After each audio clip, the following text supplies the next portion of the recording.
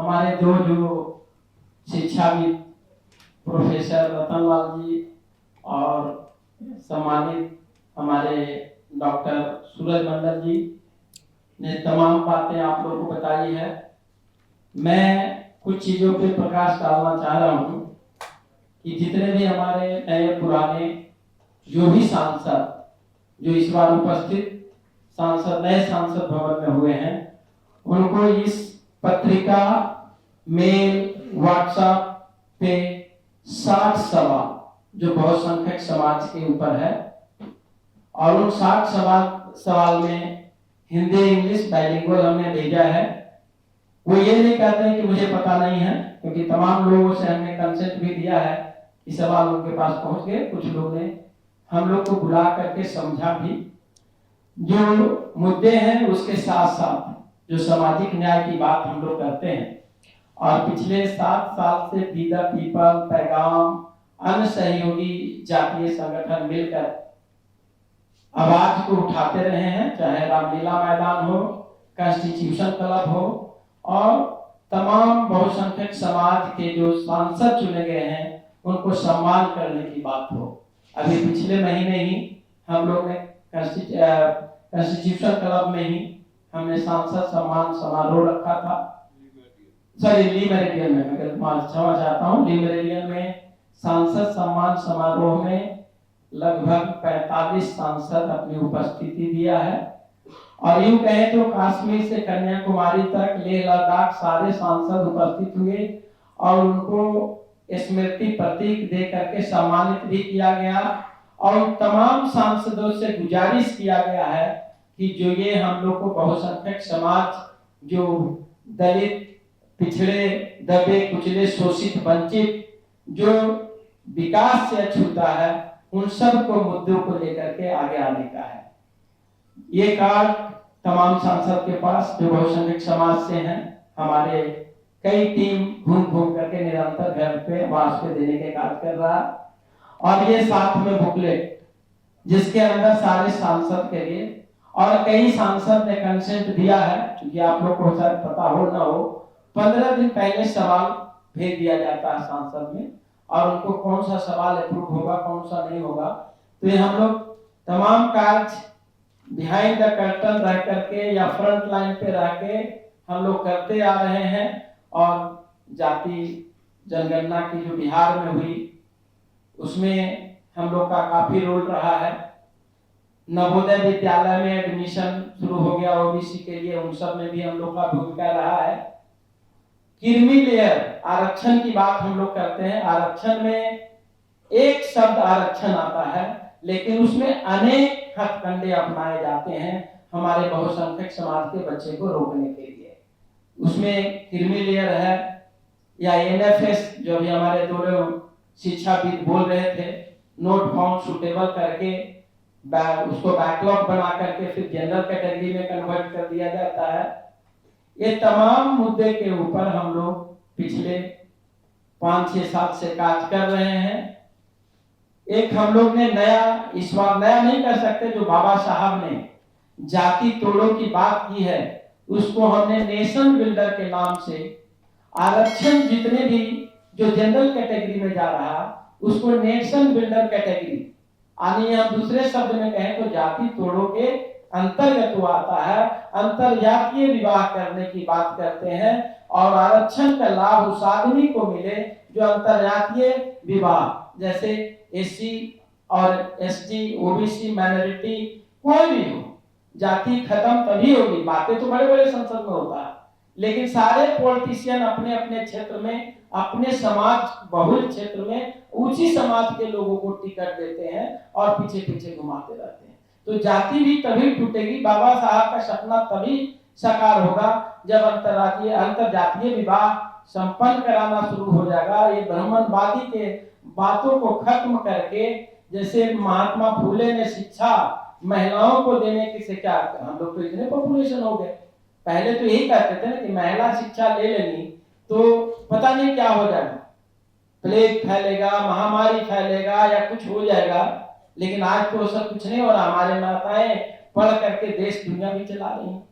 तो हम लोग नेशन बिल्डर, जिसके अंदर आरक्षण का प्रावधान करने की बात हम लोग ने सारे सांसद को समझाने की बात की है कि नेशन बिल्डर में अगर कोई व्यक्ति एससी का बच्चा अगर ओबीसी में शादी करता है या ओबीसी का बच्चा एससी में शादी करता है, मेल फीमेल जो भी शादी दो ही में होने हैं, तो उनको हम लोग आरक्षण में वेटेज देंगे और उसके कड़ी के लिए हम लोग जब कॉन्स्टिट्यूशन क्लब में इकट्ठा होंगे तो विस्तृत जानकारी नेशन बिल्डर पे मिलेगा, आरक्षण के क्रीमी लेयर पे मिलेगा, जो उसके टूल्स है, जो हम लोग की लड़ाई जो कमजोर करने का, जिसको सर से धड़ अलग करने की बात की जाती है।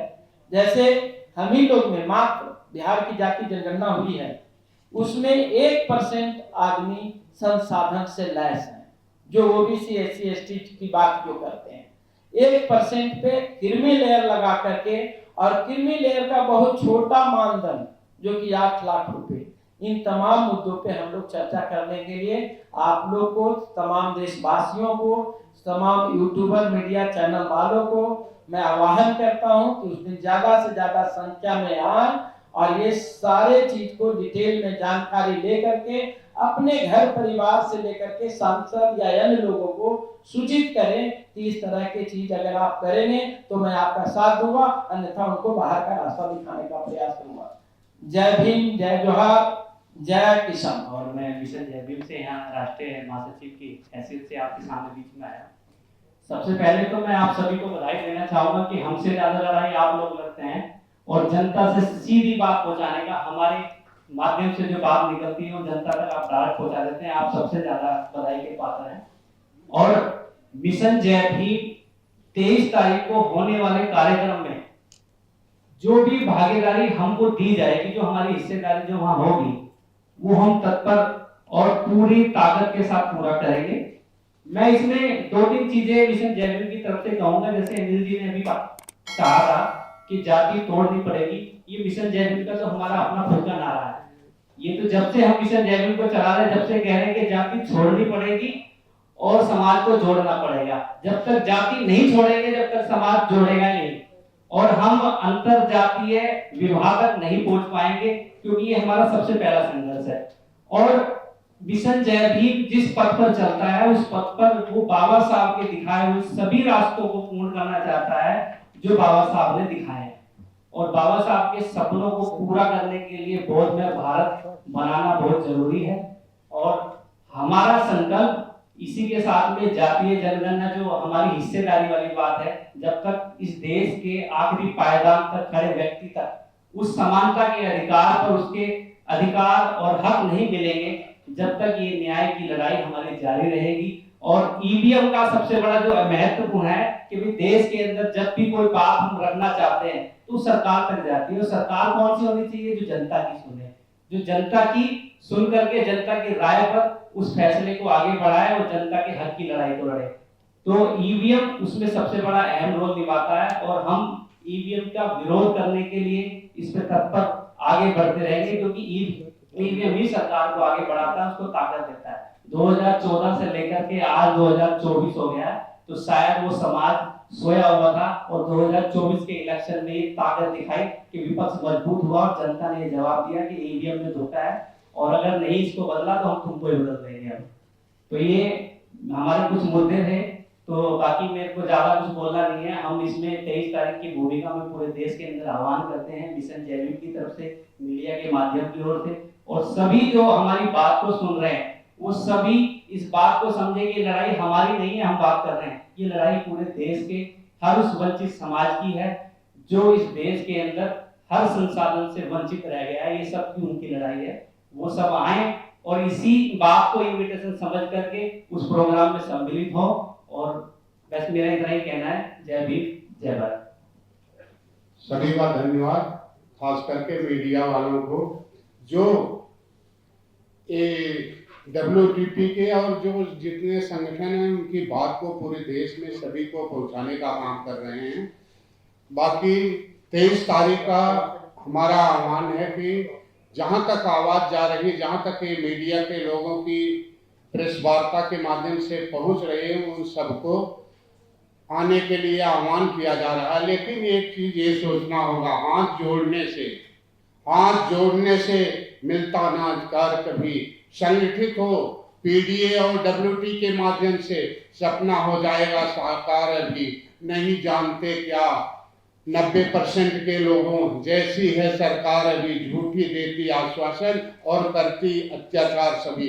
ये लगातार अत्याचार पे अत्याचार करते रहते हैं। देखिए ये अभी अग्निवीर बनाए, फिर वकील वीर बनाएंगे, फिर मास्टर वीर बनाएंगे। तो अच्छा है कि अब की बार इनकी बैसाखी की सरकार बना दिया गया है, नहीं तो ये तो सब कुछ कर जाते।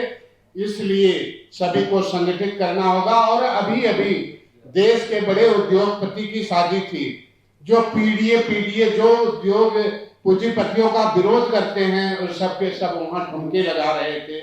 इसमें केवल अगर कोई नहीं गया तो माननीय राहुल गांधी हैं, उनको तो नई धन्यवाद देने के पात्र हैं। इसलिए सभी से मेरा आह्वान है कि 30 तारीख को जरूर आए और जात मिटा करके जब जमात बनाएंगे तभी अपना काम सफल होगा। जात जिस दिन मान लेंगे, जात हमारी आत्मा, प्राण हमारे नाम, अलग हमारी दृष्टि है, गगन हमारे गांव, इस तरह मिल करके सभी एकजुट होकर के निकलेंगे तभी सपना साकार होगा। नहीं तो 75 साल से जोड़ते आए हैं, ऐसे कहते रहेंगे, क्योंकि 75 साल में एक भी बाबा साहब नहीं पैदा हो पाए।